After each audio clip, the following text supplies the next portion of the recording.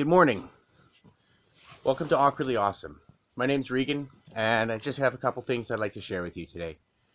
This video might be shorter than some of the others, but I think it's going to be pretty good. I was talking with my mom the other night, and she was suggesting that I tell some jokes on here. I've written a few jokes. Some of them are pretty funny. Some of them maybe a little bit longer than funny. Some of them are irreverent, but as I was going through my notes on my phone, I read a few of my poems to my mom, and she thought they were pretty good, so I decided I would share them. I think they're pretty good too. I like my poems. When I read them, I generally think, damn, who's this guy? No, I'm just kind of blowing my own horn there, but it's I got a couple here. This first one is called Sheeple. My ex-girlfriend and I wrote it when I was doing a sleep study. So she wrote the first two verses, and she said she had another one to add in later on, but I kind of took it over, and I wrote for about an hour that night and added the rest of the verses in. So I'll just, without any more ado. Oh, and then the other one is called Queen of the Forest, and that's one of the first ones that I ever wrote. I wrote it when I was at work. So here's Sheeple. In a strange bed for studied sleep, I've been instructed to count some sheep. They leap and bleat their echoed views, penned by wolves and sold as news. Look at me, cheers sheep number one. I wear a mask for everyone. And I, said two, will follow you. I wouldn't want to catch the flu. They wrap their face in a blue mask. They are essential in their task. The walls are thin, the furnace roars. Fluorescent screams disturb like snores. They say it's all for my own good. Did they lie? I don't think they would. At least the room is bright and clean, as I sleep tight up on the screen. The woolly help really means well. If I need help, I ring a bell. Cross the hall to get some water? Bah, I'll get that. It's no bother. I'm not sure if I could slumber, here if they knew my sleep number. On the drive here, my face I'd slap, so I'd avoid taking a nap. Now I'm here with wired upper, looking like the Matrix supper. Don't worry, the health care is free. The bill's not even paid by me. The man in white got a blank check, which was then looped around the neck of Mary's little lambs at school, which have degrees but still are fools. More wires sprout than seeds of chia, to find if I've sleep apnea. They'll pass the cost on to the flock, while the whole farm goes into hawk. A cold now makes us quake in fear. They put on their protective gear. No germs will dare their shield to pass, although they look like quite an ass. Dawn will break and omelets beckon, but for now the nurse will check on me with all the medical gear used to stoke the furnace of fear. And I wrote that in the evening of October 23rd, 2020. But this is one I just wrote while I was sitting at work. When I decided I was bored. I worked in a little store, and there wasn't a lot of traffic. And I'd brought my Dungeons and Dragons binder because I'm a geek to work, and I had paper and pen and not much else to do. I think maybe my iPad had run out of battery or something. Anyway, I decided to play with words because ever since I was really young, I've always been good with words. At 4th grade, I was spelling at a very high level. I read all the time as a child, so this was just a way to kind of play around with those abilities. With stately arms and emerald crown, she makes the woods her evening gown, a seat for squirrels to scold me from, the shade of leaves which block the sun, and casts a cooling pall of shade, the spawn of Cain's blood dead is stayed. Dark thoughts of lust and hate and wrath can ne'er abide the greening path. September 29th, 2017. If you can't guess, I'm one of those people who doesn't want to wear a mask. I don't like walking around looking like I'm a cast member of Mortal Kombat. When I was young, I couldn't breathe properly. Bad lungs. I spent first couple well, felt like the first couple of years, but when you're a baby, time travels so slowly.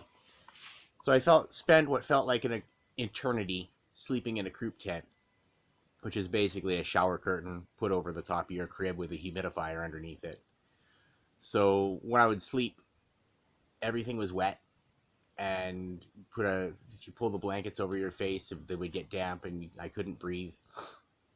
I had a few events where I couldn't breathe, and they were always very traumatic.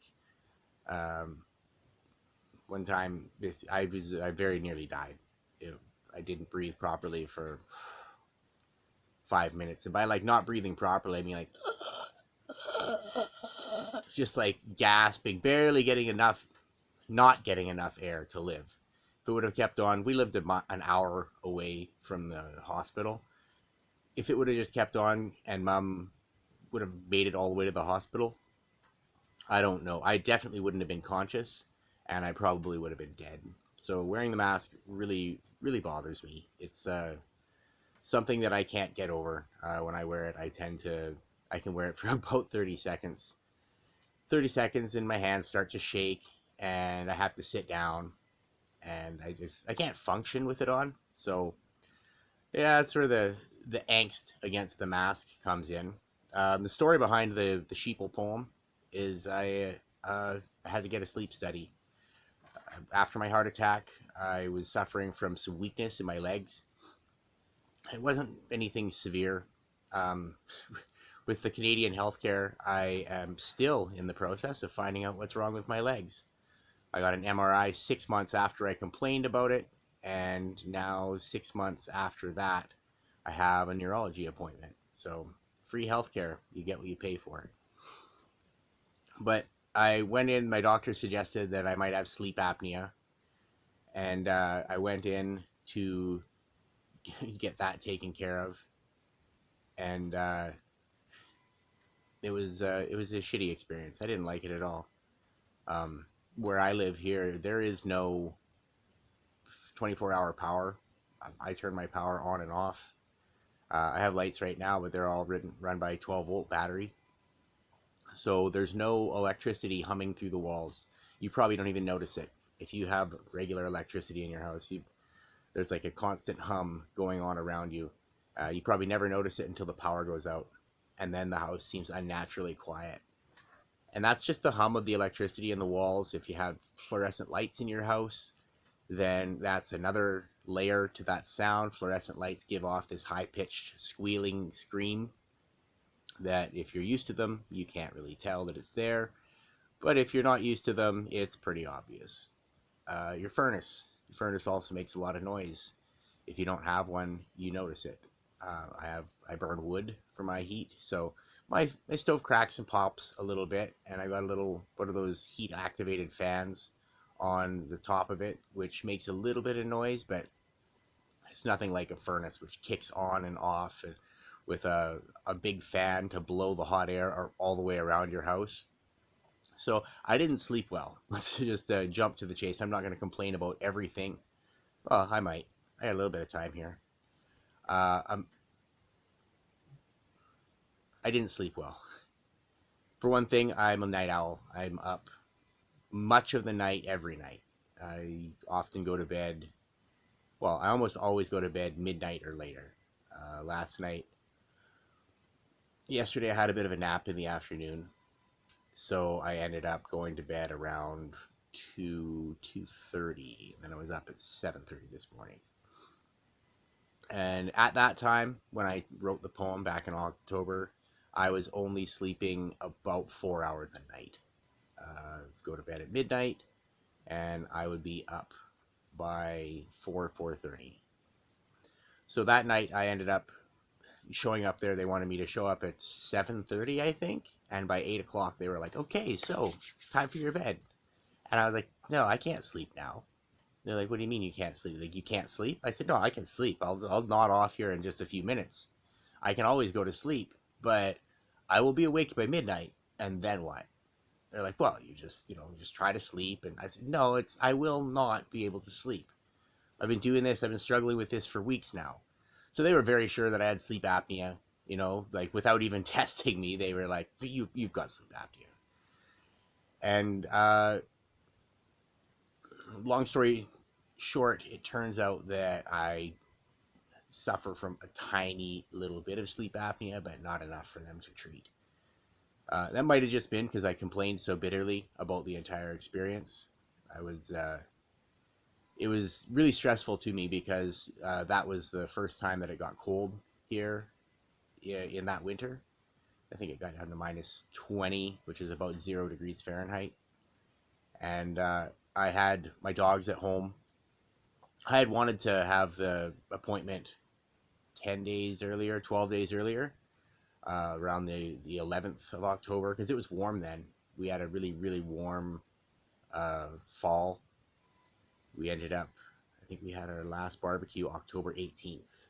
So that would have been perfect if they could have got me in then, but they couldn't. Scheduling, move you around. I mean, you're not paying for it, right? So you have to do it basically whenever they want you to.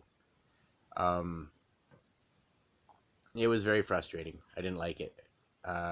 We went in and they glued like 150 different leads to me. That's the Here I sit with wired upper, looking like the Matrix Supper. I had wires sprouting all over myself. If I had better editing skills, I'd insert a picture here right now of what I look like, but it was grim. It was like, sorry. Sorry about that. Early morning, lack of sleep. But yeah, so they were trying to get me to bed at like 7:30, 8 o'clock, and I was like, I can't do that. Like, I mean, I can, but I'm not going to. Otherwise, then I'm going to be up all night. So I sat there and I did card readings, and I wrote this poem for a few hours. I think she would come by like every half hour. So, are you ready to go to sleep? I was like, it's not midnight yet, so no. She said, oh, I need you to go to sleep because otherwise I have to be here too late in the morning. And it's all about the medical staff. Like they weren't there to study my sleep. She was there to get a paycheck. That's what I felt anyway. So finally around 10:30, I acquiesced, maybe 10:45. And fine, I'll go to sleep. Yeah, it would have been 10:30. I know that because I was awake at 2:30. 4 hours later, I was up, and this lady was shuffling around in the halls. I woke up a few times. Like in my house, I'm the only person walking around on two legs. I mean, my dogs walk around, but they're pretty quiet. They'll go and get a drink of water and come back and jump up on the couch. So if she would have been crawling around on all fours, maybe I wouldn't have noticed. But she was walking around with, I guess they were supposed to be silent slippers, but she wasn't putting in the work to be silent. And if I hear somebody creeping around my house in the night, I'm awake, ready to fight them. Like, there is no one else here to be okay walking around in my house, right? Like, if I hear someone walking, it's an intruder. It's not a loved one. It's not a renter. It's not somebody who's welcome if there's somebody else walking around in my house. So the fact that there was somebody walking up and down the halls and being at work while I'm trying to sleep, that didn't work for me. To be fair, the leads, all the 1,000 wires coming off my face, that didn't bother me nearly so much as having somebody walk around or having the fluorescent lights squealing in the hallway because she needed light to walk around. So there's fluorescent lights on all night. They wanted me to like ring a bell, and they would just come and get me anything I wanted, even a drink of water. Yeah, just stay here. I'll go get it for you. So it's just the entire experience was so foreign. I think at the end they gave me a questionnaire. They're like, here, fill out what you thought of the sleep study. Was there anything other than the leads attached to every part of your body that made it so you might not have slept normally? I was like, yeah, there was all kinds of things, and I listed 5 different things that interfered with my sleep. So later on, when they got back in touch with me, they were like, okay, well, we're gonna need you to come in for another sleep study. Oh, the other thing that really interfered with me was that my dogs were at home, and it was -20, so there needed to be a good fire in my stove. And wood heat is wonderful until the wood runs out, and then you need somebody there physically to put more wood into the stove. And that wasn't happening. Well, that was happening. My dad was coming over, but my dad lived with my mom, who was taking care of my grandparents down the road. And so, 3 times a night he popped in to come over, and I think the dogs were in kennels, and I knew that my dogs were unhappy. I knew that it was putting my dad out, and he was really graceful about it, and thank you very much, Dad. But it was inconvenient, and that put an extra mental load on me, where I wasn't comfortable sleeping normally at this sleep study. Um, Trying to think of what else there was. Anyway, I don't need to give you guys all the complete bitch fest of how shitty it was for the sleep study, but it sucked. Then they got a hold of me here a few months ago, or not even, like a few weeks ago. And they're like, okay, yeah, you're going to have another sleep study. And I just said, I was like, okay, well, it'll have to be sometime in the spring then, because I'm not doing it in the winter. Like, you guys, last time you scheduled it during the coldest days of the year, and that inconvenienced me. It definitely affected my sleep. If you want me to sleep, then I need to be able to be comfortable, mentally comfortable. And I can't be comfortable like that during the cold winter. So you'll have to wait until, March or April, or sometime when it warms up, when I can leave my door open and let the dogs run in and out, and, just do their natural thing, leave some food out for them, whatever, right? I need like some kind of ease that way. And when I complained bitterly enough, all of a sudden they called me back. Oh, they said that they couldn't do a phone appointment with me because the doctor's in British Columbia and I live in Alberta, which is ridiculous. Like, if a doctor can't do, my doctor in British Columbia does long distance phone call appointments with me all the time due to the COVID thing. And he doesn't have any problem making a long distance call. I can't see why someone in Kamloops wouldn't have the same ease doing their job, what they're paid to do.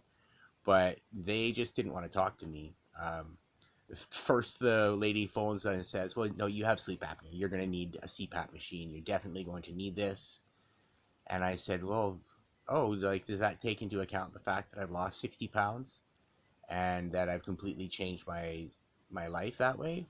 And she says, well, we'll have to talk to Dr. Kwan. And so she phones, she got off the phone with me. She phoned back 2 hours later. She's like, yeah, Dr. Kwan can't see you over the phone. You'll have to come to an in-office visit, which they know costs me more money than I have to get in and out of town.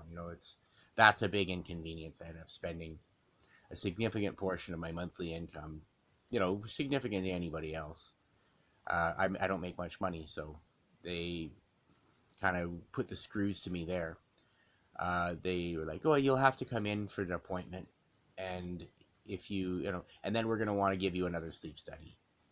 And so I dug my heels and said I wouldn't do it unless it was at a different, a warmer date.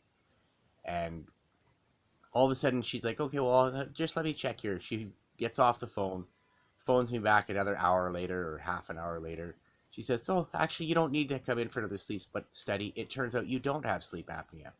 I only looked at one of the test results, but we had 2 test results for you, and the second one shows that you don't have sleep apnea. So, in my opinion, they were just trying to sell a CPAP machine to the socialized government welfare, like the medical. They were looking to rent out one of their machines. They were using me as cattle, or chattel, as most people pronounce it, but it's an old German word, cattle. It's where we get the word cattle, as a herd animal, right? They were using me. Originally, cattle was something that came with the land. It's like if you were to buy a farm nowadays, and the farm equipment came with the land. We used to be the farm equipment. The peasants That was the cattle part of it. I mean, the animals which drew the plow, the houses that housed them, right? Or what we would call now a shop, the barns, all that was part of the estate, right? It was a, what do they call it? Oh, I just heard it in a podcast last night. It's not. It's like attached value to the land, and we were the chattel, and that's what they were treating me as. They were treating me as just somebody that they could rent a CPAP machine to, whether I needed one or not. And if you tell yourself that the thing is going to help you, it's going to help you. It's the placebo effect. It's the oldest, simplest trick. It's used by witch doctors the world over. Witch doctors activate the placebo effect in you, and you get better. My brother's friend was telling him just how much it's changed his life. Now he sleeps like a baby. Well, if you put that thing on your face and tell yourself you're going to sleep like a baby, you're going to sleep like a baby. That's just how it works. Like, I don't know, it's frustrating. Um, anyway, long story short, which I say too much, I don't have sleep apnea, or certainly not bad enough to treat. Maybe I did at one time. I've always slept rough when I was a little kid. I would I would wake up with my head at the opposite end of the bed. I would wake up with my blankets all wrapped around my legs like I'd been kicking and thrashing. My girlfriends have said that I'm a restless sleeper. I have lots of I shout in my sleep. I thrash around a lot. So I don't know whether that's due to emotional challenges that I'm facing, or bad dreams, or whatever. Usually, back then I smoked a lot of pot when I had a girlfriend who slept in the same bed as me, and I couldn't remember my dreams. I'd wake up in the morning and poof, they'd be gone like a puff of smoke. There's a couple that I had that I would remember. Um, I wrote one down, but those seem to be like the dreams that come true.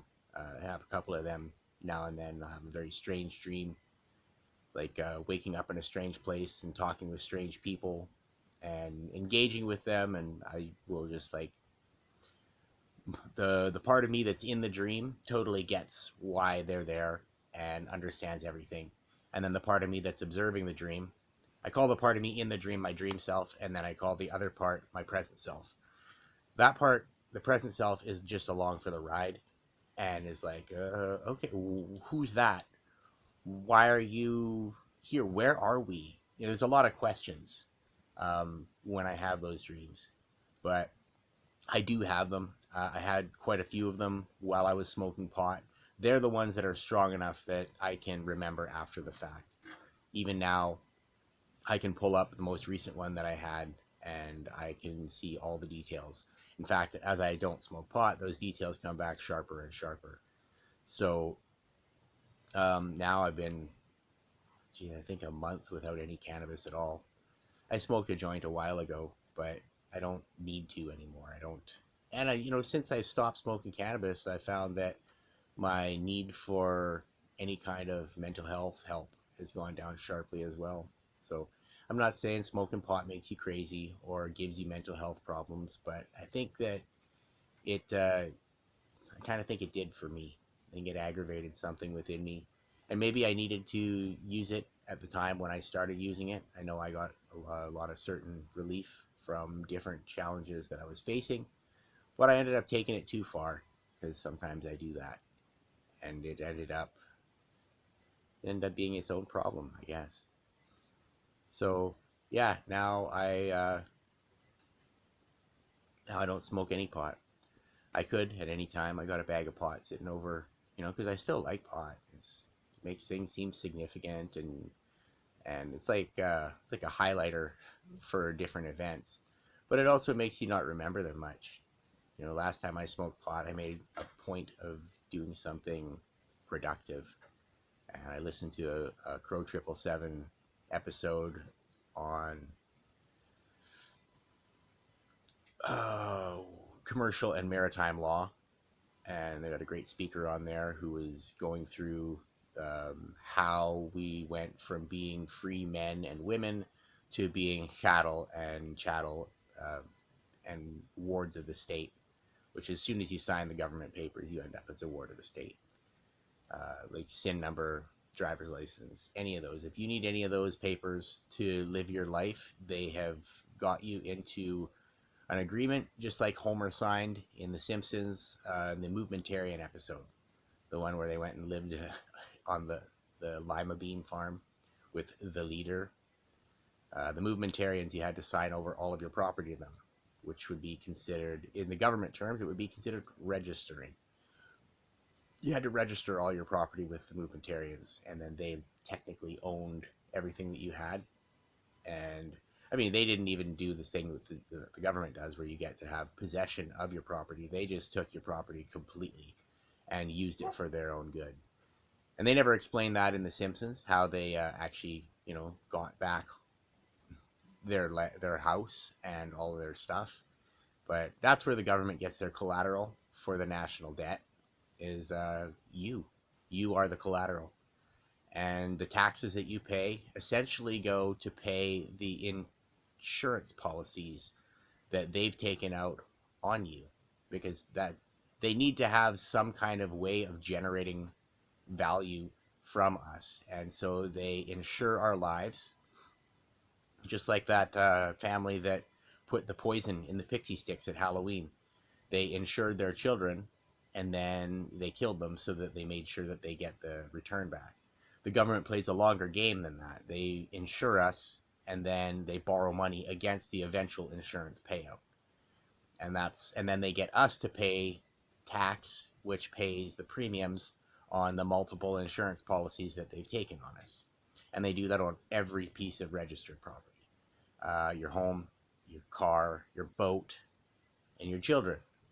Everything that you've registered with the government is all their property now. That's what you've entered into. You've entered into an agreement where they claim ownership of whatever you registered to them. You register your car, it becomes a government vehicle. That's why you have to put a license plate on it, because that license plate has the government's logo on it, and it becomes a government vehicle. That's why government agents, police officers, can pull you over, because you're operating as a government employee.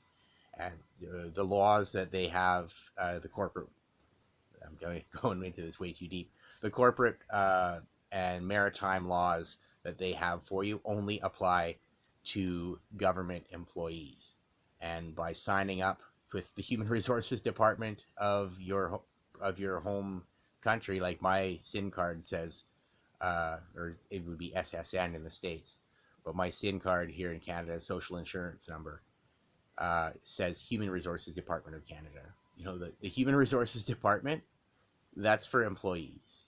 If I'm going to go to HR, it's because I work there. And in Canada, we work here, and then we get to pay for the privilege of it. So I'm not going to go too much further into that. I'll just quickly touch on Queen of the Forest. I love to write nature poems. Nature poems are really peaceful to me, and it's a beautiful subject to write on. So that was why I wrote that. There was no particular reason. I wanted to write about a tree, really. The Queen of the Forest. It's like the biggest, most beautiful tree there. And the spawn of Cain's blood, dead is stayed. That line is about the fact that most of us, in fact, probably all of us, descend from the curse of Cain. It's we're violent people. Whether we think we are or not, if you're lying to somebody, that's a form of verbal violence. You've withheld the truth from them, which is something that we as people require in order to live our lives. We need the truth. Some people think that they can do without it, but then they get very angry at people who are looking for the truth. They like to wrap themselves in ignorance. The ignorance is the act of actively ignoring something, right? So there's a piece of knowledge out there that I'm not interested in that. I don't want to know it, and you turn their back on it. That's ignorance. If I ever call you ignorant, it's because you are literally refusing to acknowledge a certain point. It's not me coming up with a fancy word to call you stupid. If I wanted to call you stupid, I just call you stupid. Like, I'm not shy about that. But if I call you ignorant, it's because you're refusing to look at a fact or refusing to acknowledge a point in a body of knowledge. And if you refuse to acknowledge certain points in a body of knowledge, then that allows you to be manipulated. And that's what I don't want. I want the people around me to not be manipulated. Because when people are being manipulated, then there becomes they. And not them. I mean they. They are the people. When, you know, conspiracy theorists say they, we're talking about the people who pull the strings. And we don't know who they are. We just say, we know that there's somebody there because we can see everybody dancing like a chorus line. And they're all doing the same high kicks, and they're all turning at the same time. And it's indicated, it's an indication of the fact that they're controlled. And if somebody's being controlled, then it makes them no longer in control of themselves, and it makes them a puppet, or a sheep, or a sheeple, depending on what your interpretation of those things are. I guess I'll probably close here with a quick little story. There was once a herd of sheep in, I think it was in Italy. They fell off of 1,500. There was, I think there was 1,500 sheep. I know 1,500 comes into it.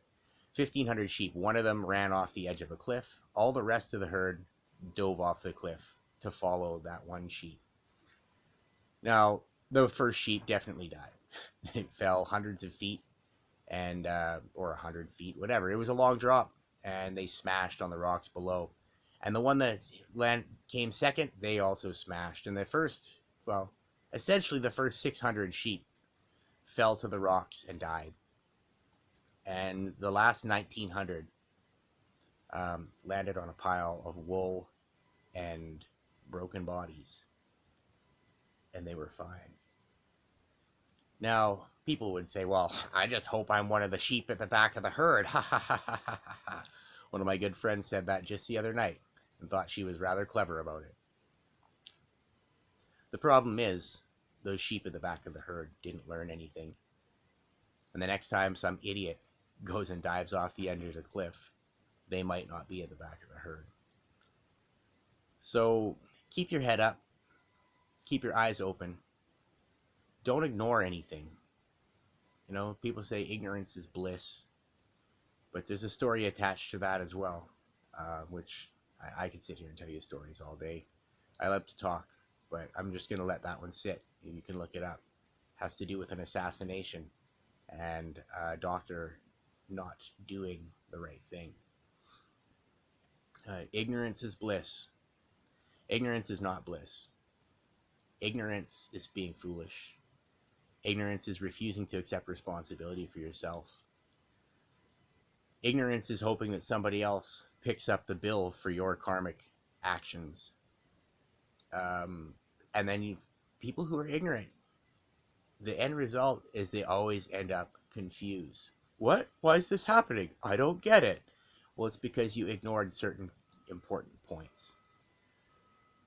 Oh, I think I hear the grader coming to grade out the road here. I probably should take off. And anyway, I guess, yeah, on that note, I hope you all have an awkwardly awesome day. Remember, God loves you, and so do I.